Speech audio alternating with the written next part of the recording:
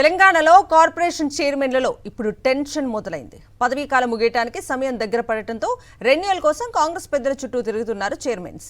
అయితే పనితీరు ఆధారంగానే మరో అవకాశం ఉంటుందని హైకమాండ్ స్పష్టం చేస్తున్నట్లుగా సమాచారం.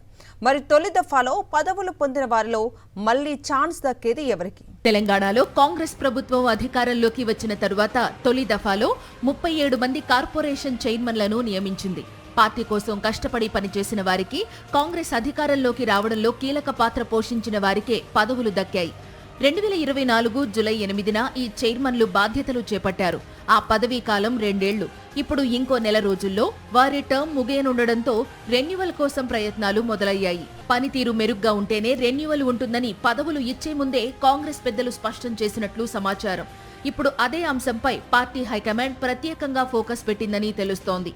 ఎవరెవరు గాంధీ భవన్ కు రెగ్యులర్ గా వచ్చారు, పార్టీ కార్యక్రమాల్లో చురుకుగా పాల్గొన్నారు, ప్రతిపక్షాల విమర్శలకు ఎవరు స్పందించారు, ఇలాంటి అంశాలపై పార్టీ పెద్దలు పూర్తి నివేదికలు తీసుకుంటున్నట్లు టాక్. 37 మంది కార్పొరేషన్ చైర్మన్లలో 3-4 తప్ప మిగిలిన వారు పెద్దగా యాక్టివ్ గా పనిచేయలేదని కాంగ్రెస్ పెద్దలు భావిస్తున్నట్లు సమాచారం. ఈ 4కి తప్ప మిగిలిన వారికి రెన్యువల్ ఉండదన్న సంకేతాలు వస్తున్నాయి.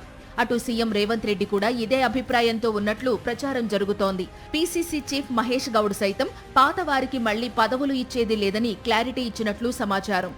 కార్పొరేషన్ చైర్మన్లలో చాలా మందికి ప్రారంభంలో ఆఫీసులు లేవు. మరికొందరికి గన్మెన్లు, కార్లు, జీతాలు లాంటి సదుపాయాలు ఆలస్యంగా వచ్చాయి. చాలా ఆఫీసుల్లో అధికారులు లేరు. ఇలా 6 నెలలు వృధా అయ్యాయని చెబుతున్నారు. డిపార్ట్మెంట్పై పట్టు సాధించే సమయానికి పదవీ కాలం ముగుస్తోందని అసంతృప్తి వ్యక్తం చేస్తున్నారు. మరి కాంగ్రెస్ హైకమాండ్ మళ్లీ ఎంతమందికి అవకాశం ఇస్తుంది, ఎవరి పదవి కొనసాగుతుంది అన్నది ఇప్పుడు ఆసక్తికరంగా మారింది.